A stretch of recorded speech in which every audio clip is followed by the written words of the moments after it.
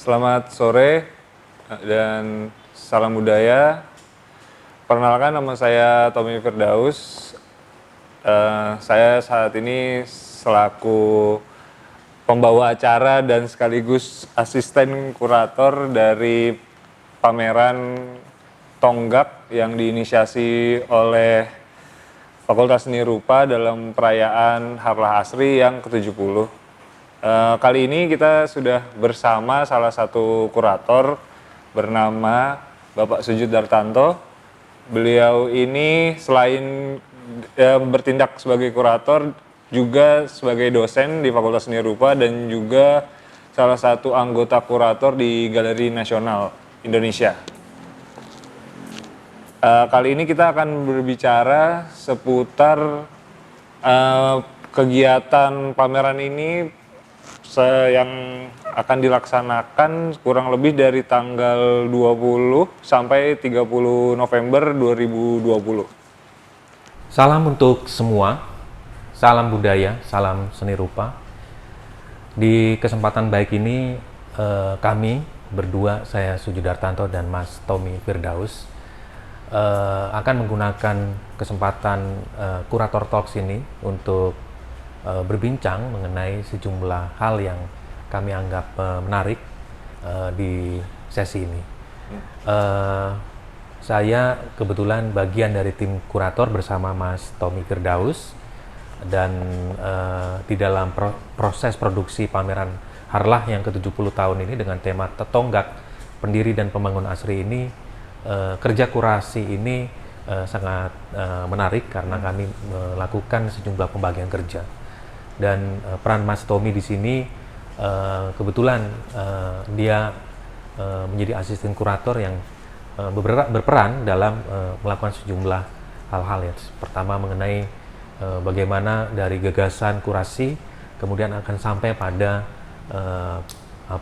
produksi display dan produksi sound system dan sejumlah teks terkait yang dibutuhkan. Mungkin kita akan saling bertukar pengalaman berproses ya, Mas Tommy ya. Sebagai pengantar pameran Harlah ke-70 tahun ini mengambil kurun waktu 1950 sampai dengan 1969, dan di kurun waktu itu adalah kurun waktu yang menarik karena di luar ketokohan para tonggak dan kekaryaannya, itu adalah sejumlah momen-momen sejarah yang melatar belakangi. 1950 kita tahu adalah saat pendirian Akademi Seni Rupa Indonesia yang bernama ASRI pada waktu itu. Jadi ASRI yang cikal bakali Fakultas Seni Rupa ISI Yogyakarta, Institut Seni Indonesia Yogyakarta ini mengalami sejumlah pergantian nama. 1950 sampai 1969 itu adalah periode Akademi Seni Rupa Indonesia. Dan setelah itu berganti nama menjadi Sekolah Tinggi Seni Rupa Indonesia, STSI ASRI, dan kemudian berubah menjadi Fakultas Seni Rupa Indonesia. Dan saya pikir yang menarik di dalam momen pameran ini adalah pada periode 1950-69 ya. Di pra 1950 kami juga melihat pentingnya Kongres Kebudayaan Nasional yang pertama di tahun 1948 di Magelang, di mana pada waktu itu saya dengan tim ya Mas Tommy, kita ke daerah Magelang, dan rupanya gedung yang menjadi saksi sejarah itu telah berubah menjadi apa ya? Area perkantoran. Dan ini membuat kami juga kaget gitu, karena eman-eman bahwa gedung yang memiliki nilai sejarah seperti itu telah berubah fungsinya. Dari visitasi kami ke sana, kami membayangkan bagaimana Kongres Kebudayaan itu sesungguhnya adalah momen yang melahirkan ASRI. Pada saat itu hadir sejumlah nama-nama penting, antara lain ada RJ Katamsi sendiri sebagai Ketua Badan Persiapan ASRI, kemudian juga ada Jayang Asmoro, kemudian Hendra Gunawan, Basuki Resebowo, dan kemudian Ki Hajar Dewantara, tentunya presiden pertama kita. Iya, Presiden Soekarno. Sangat menarik sekali Mas Tommy ya. Dan hadir juga Kunchara Ningrat, salah seorang budayawan juga di situ. Nah, khusus mengenai lahirnya ASRI ini, itu juga ditandai oleh momen-momen yang dalam suasana revolusi juga. 48 kita tahu adalah saat berlangsung juga aksi polisi militer Belanda yang kedua, yang kita kenal sebagai agresi militer Belanda kedua. Dan itu perbincangan mengenai lahirnya ASRI ini juga tidak mudah karena dalam masa revolusi fisik. Dan Pak Warno kemarin juga menceritakan selain juga ada revolusi fisik, juga ada namanya revolusi diplomasi juga yang kemudian melatar belakangi momen itu. Kemudian menjelang 1950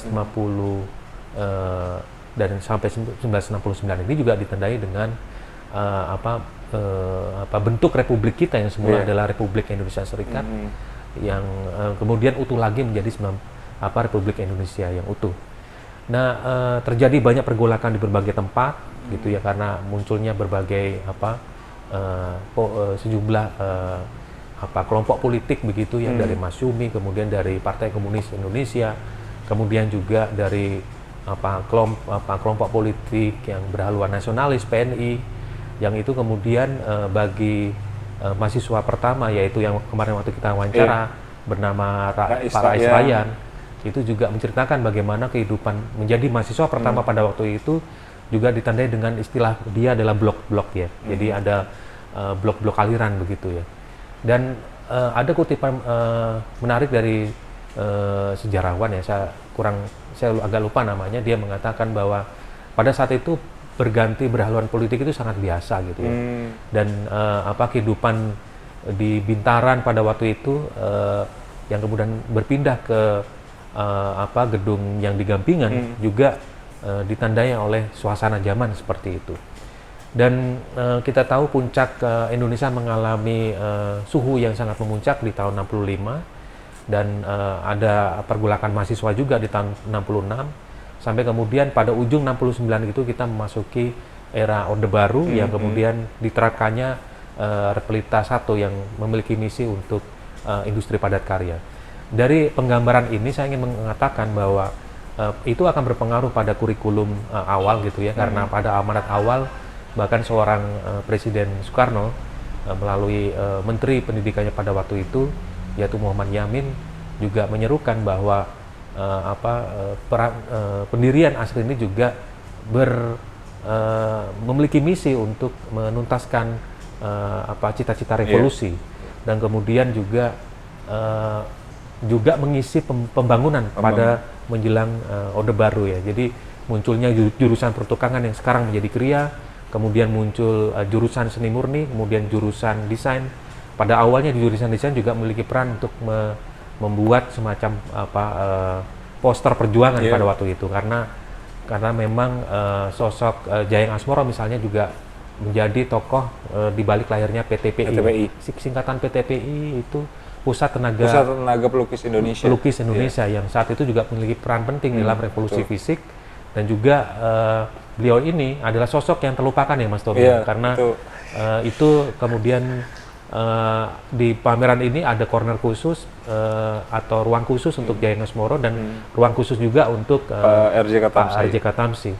Di ruang ini saya kira kita akan bisa melihat sejumlah koleksi milik RJ Katamsi dan milik si Jayeng Asmoro, terutama kalau Jayeng Asmoro adalah mengenai arsip dan dokumentasi, dan RJ Katamsi ini juga kurang lebih sama, ditambah dengan sejumlah benda-benda memorial yang terkait dengan itu. Dan hal lain dalam proses kurasi ini adalah juga mengenai pencarian koleksi yang tidak mudah. Mungkin Mas Tommy juga bisa cerita mengenai ini, dan juga bagaimana pada saat bekerja untuk melakukan proses penempatan karya dan sistem tanda ya. Mungkin bisa saling cerita gitu. Karena saya sebagai asisten kurator dapat mandat dari Bapak Sujud dan teman-teman kurator lainnya, saya bertugas untuk meloting karya. Jadi di pameran Tonggak kali ini itu ada kalau dibuat klaster, ada klaster yang lantai 1 itu adalah berisi seniman-seniman ya Pak, seniman-seniman yang perintis asri dan ada alumni juga ya Pak. Kemudian di lantai atas itu seperti yang tadi Pak Sujud sudah singgung, ada klaster karya arsip dari Pak Jayeng Asmoro yang mungkin mahasiswa ISI juga belum tahu Pak Jayeng sendiri siapa. Kemudian di sebelah kanan itu ada ruang untuk Pak RJ Katamsi lengkap dengan karya-karya beliau waktu sekolah di Belanda, arsip-arsip beliau dari Belanda sehingga dia memimpin di Museum Sono Budoyo, itu arsipnya lengkap di sana. Sampai benda-benda koleksi beliau seperti buku, kemudian handycam zaman dulu yang belum masih ada baterai dan kayak gitu-gitu. Di bagian belakang ruangan itu dekat bagian lantai 2 itu ada karya yang mungkin banyak yang belum lihat, yaitu karya grafis dari mahasiswa asri, seperti ada karyanya Pak Rais Ryan, kemudian ada karya Abdul Sidik dan lain sebagainya. Itu patut banget untuk dilihat. Dan salah satunya juga ada karya dari Ngas Sembiring, salah satu tokoh yang berteman sama Pak Joko Pekik, Sanggar Bumi Tarung. Itu ada karyanya di sana sih. Terus kemudian yang saya sebagai orang baru yang ikutan dalam pameran ini, yang seru itu adalah ketika plotting karya-karya maestro sih ya, kelasnya sudah maestro, mereka ya ada banyak pertimbangan sih untuk plotting ruangan sendiri. Kemudian mungkin ini ya kita ngomongin tiba-tiba dari karya yang di ruang pamer itu banyak sekali suasana yang begitu era-era sebelum kontemporer, itu era pelukis lama. Kemudian kita bisa dilempar di depan gerbang fasad yang begitu agak galak gitu Pak. Mungkin bisa diceritakan Pak gimana sih kemarin kita melakukan itu Pak? Iya, ini saya kira kita saling mengelaborasi ya Mas Tommy, bahwa kebetulan ruang interior atau ruang dalam itu menggambarkan karya-karya yang muncul dari masa lalu gitu. Muncul dari periode 1950 sampai 1969. Artinya orang-orangnya yang ada di dalam kurun waktu itu. Adapun untuk karya-karyanya barangkali baru ya, karena tidak ada dalam kurun waktu itu. Tapi karena ini persoalan keterbatasan peminjaman ya, kita bekerja sama dengan Museum OHJ, kemudian Taman Budaya Yogyakarta, kemudian Galeri Sabto Hudoyo, kemudian dari Pak Edi Sunarso ya. Kemudian kolektor bernama Budi, kemudian juga dari koleksi arsip keluarga Pak Jayeng Asmoro sendiri dari Budian Anggreni, dan beberapa karya yang kita ambil dari jurusan desain ya, Fakultas Seni Rupa ISI Yogyakarta. Nah itu kemudian menggambarkan karya-karya otentik yang hadir dari masa lalu gitu ya. Nah, di dalam proses kurasi ini juga kita tertarik juga untuk mengambil seniman yang kemudian mewakili semangat zaman sekarang, semangat zaman sekarang. Dan muncullah gagasan fasad di depan itu dari karya seniman bernama Farid Stepi Asta, salah satu seniman yang juga dikenal sebagai musisi di Yogyakarta dan banyak dikenal juga dengan lagu-lagunya yang cukup banyak didengar oleh anak-anak muda hari ini gitu ya. Angkatannya Mas Tommy sangat familiar sekali dengan festivalis.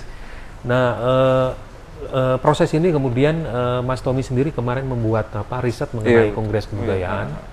Kemudian hasil risetnya itu berbentuk hasil kutipan-kutipan yang dianggap penting, dan juga image, foto, dan juga karya-karya yang dianggap bisa memperkaya Farid untuk melakukan respon ya. Dan hasilnya cukup sangat seru sekali ya, karya si Farid ini dalam bentuk fasad.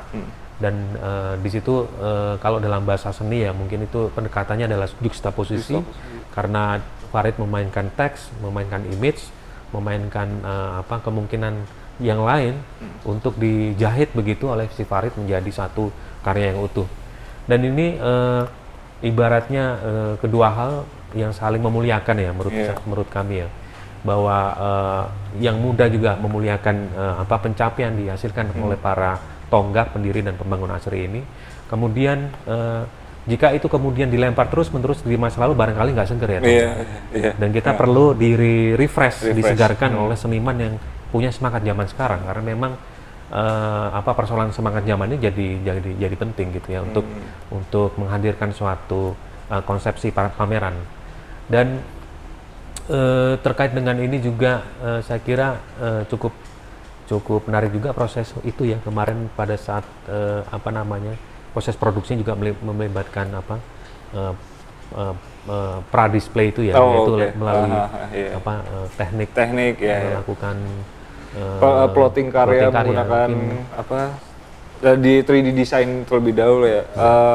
Jadi kemarin itu ketika karya udah datang, kami itu dari tim display itu dibantu oleh ada tim art handler, ada beberapa tim juga yang ikut membantu ya. Jadi kami membuat karya, membentuk denah ruangannya dulu terlebih dahulu seperti apa, kemudian karyanya seperti apa, kemudian di plotting dulu secara digital agar memudahkan art handler. Dan juga kadang suka ada merepotkan juga ketika plotting langsung ini dari sini digotong-gotong dipindahkan karyanya, itu kan sangat riskan Pak itu. Jadi kemudian tim art handler juga dibantu sama tim desain memilih metode seperti itu karena lebih aman, bisa dipindahkan kapanpun gitu. Setelah itu kemudian setelah diputuskan,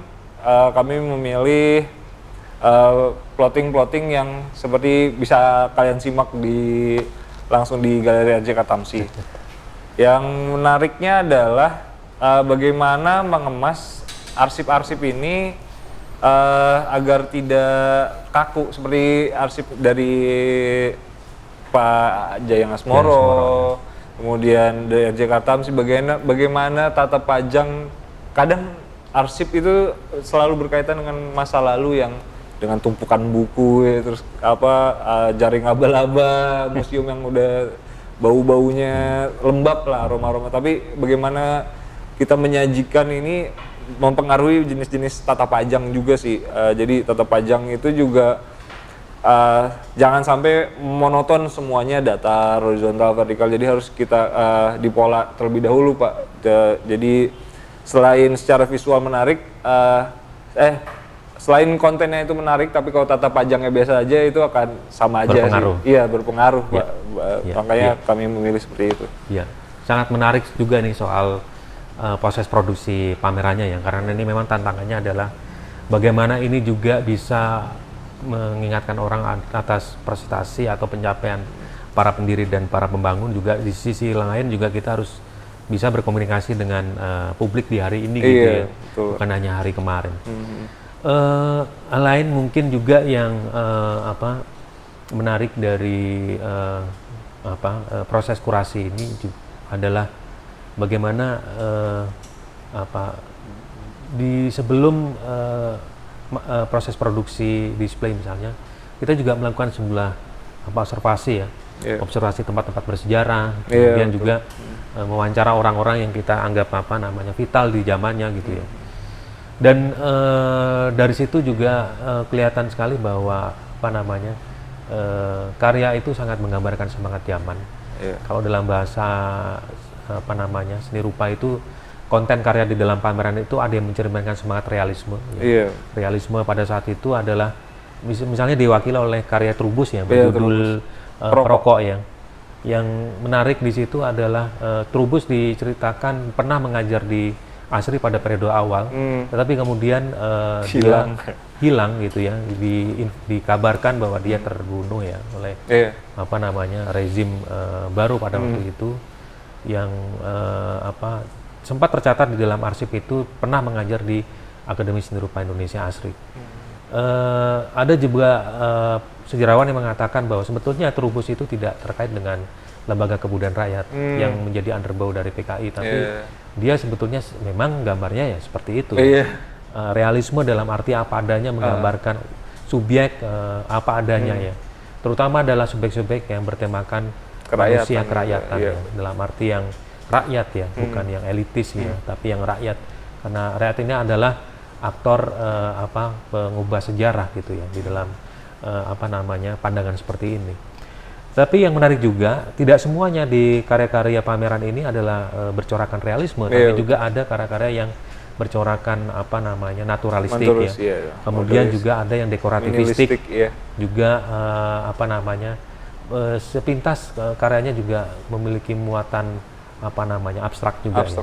Ini menjadi menarik ya pada kurun waktu ini, bagaimana aliran itu juga sangat-sangat beragam. Dan seni rupa itu walaupun pada tahun-tahun itu adalah arus besarnya atau mainstreamnya adalah seni untuk rakyat ya, yang jelas itu peran lekra sangat kuat sekali, tapi belum tentu juga itu kemudian hadir di dalam kekaryaan, misalnya seperti Trubus yang diceritakan para sejarawan gitu ya.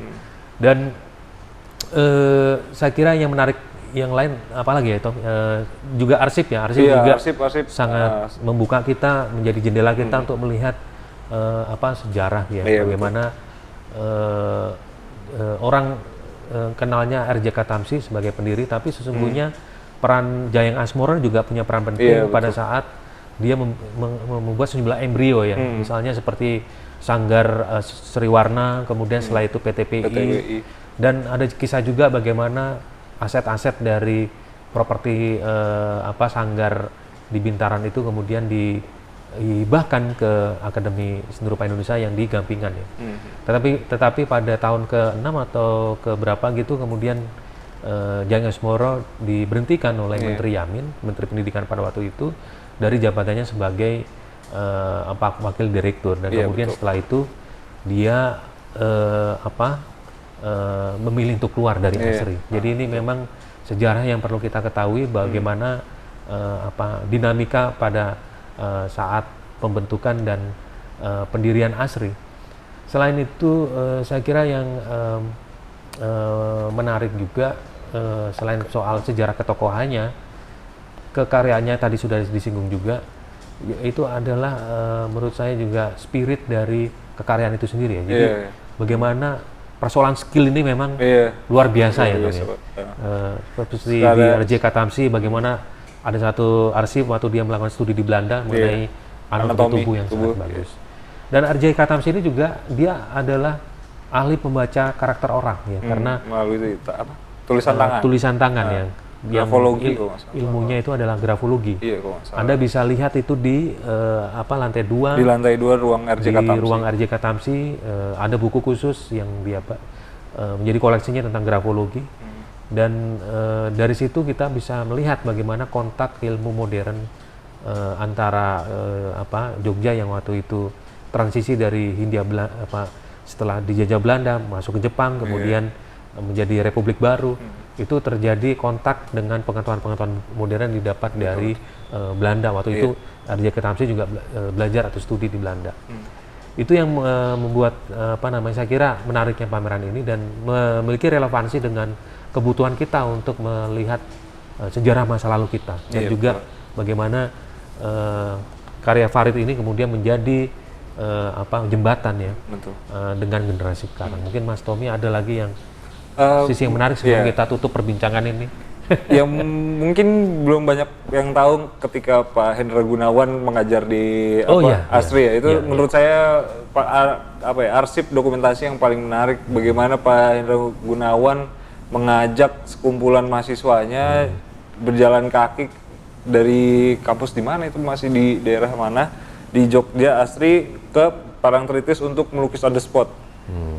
Hal itu bagaimana suasana zaman dulu, karya digotong langsung Spanram dan kawan-kawannya oleh para senimannya, dan juga kebetulan ada arsipnya di situ. Pak Hendra Gunawan memboyong istrinya ikut di sana, dan juga kebetulan ada arsipnya Pak istrinya melukis juga, ikutan melukis. Pak Hendrawan hanya sebagai mentor lah di sana. Itu salah satu arsip yang menurut saya menarik. Mungkin juga menambahkan Pak Sujud, yang menurut saya menarik adalah mungkin kalian bisa tahu bagaimana nilai-nilai yang nilai-nilai ujian dari Pak R.J. Katamsi ketika di Belanda. Di situ ada tertera jelas di situ. Jadi kalau pengen tahu bagaimana prosesnya Pak R.J. Katamsi, mengapa dia dipilih, itu juga jelas lah bagaimana prosesnya seperti itu sih menurut saya. Ini apa yang disampaikan Mas Tommy cukup menarik karena itu yang membuat R.J. Katamsi dilengsarkan karena dia tidak memiliki ijazah seperti Pak R.J. Katamsi. Ini mungkin hal formal yang ternyata juga juga penting ya di dalam pembacaan sejarah. Sebelum kita tutup, sekali lagi pameran ini menggambarkan sebetulnya ada embrio untuk lahirnya jurusan Kriya, jurusan desain dan jurusan seni murni. Yang di murni ada patung, lukis, grafis. Di Kriya juga ada sejumlah minat utama dari keramik sampai dengan tekstil. Kemudian di desain ada interior dan juga di kafe ya. Yang sebetulnya kalau kita tarik lagi ke belakang, ini menarik ya, bagaimana kita jadi tahu di cornernya si pembuat logo Kemendikbud ya, dari Pak salah satu tokoh juga di dalam ASRI, yang juga penting ya di dalam proses perancangan logo gitu ya. Yang terpakai hingga sekarang. Iya. Dan itu menarik untuk kita lihat bagaimana sejarah itu adalah suatu proses melalui lorong waktu secara diakronis gitu ya. Perjalanannya itu penuh dengan tesis, antitesis, sintesis gitu ya, sampai melahirkan sintesisnya sekarang. Itu sebelumnya juga terjadi sejumlah dinamika ya.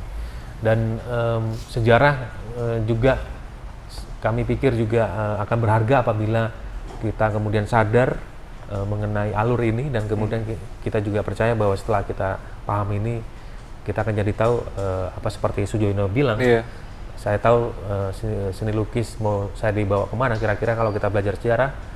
Kami tahu kira-kira pendidikan seni rupa ini akan menuju atau kita bawa kemana. Kurang lebih gitu ya. Satu pertanyaan terakhir Pak, kenapa pameran ini harus dikunjungi Pak? Nah ini saya kira pertanyaan yang bagus ya, bagaimana pameran ini relevan bagi kita sebagai orang yang hidup di masa sekarang. Dikarenakan pertama pameran ini memiliki seperti cermin atas eksistensi kita sekarang. Cermin ini juga sekaligus jendela siapa kita di masa lalu. Kita yang sekarang ini adalah produk dari masa lalu, buah dari masa lalu. Pencapaian itu juga tidak bisa dilepaskan dari apa yang sudah dicapai oleh masa lalu. Oleh karena itu dalam hal saling memuliakan ini sangat penting sekali. Melihat pemikiran mereka, sepak terjang mereka, peran-peran mereka di dalam membentuk pendidikan seni rupa pertama di tanah air ini, di Republik Muda ya. Bayangin pada waktu itu suasana zaman sedang bergolak, sangat panas, dan pendidikan seni rupa ASRI ini kemudian lahir. Dan ini sebetulnya memiliki amanat pada awalnya bahwa pendidikan ASRI ini diminta untuk menuntaskan semangat revolusi. Dalam hal ini adalah mengisi jiwa manusia merdeka. Saya kira poinnya adalah pada itu, mengisi jiwa manusia merdeka dari penjajahan. Menjadi orang merdeka itu gimana sih? Yaitu merdeka, berdikari, kemampuan untuk berdiri di atas kaki sendiri, dan juga memiliki mental baru. Saya kira ini yang penting ya, memiliki mental yang bebas dari jajahan, menjadi manusia yang memiliki jiwa merdeka. Saya kira kata Bung Karno itu penting. Jangan sekali-kali meninggalkan jas sejarah. Salam jas merah.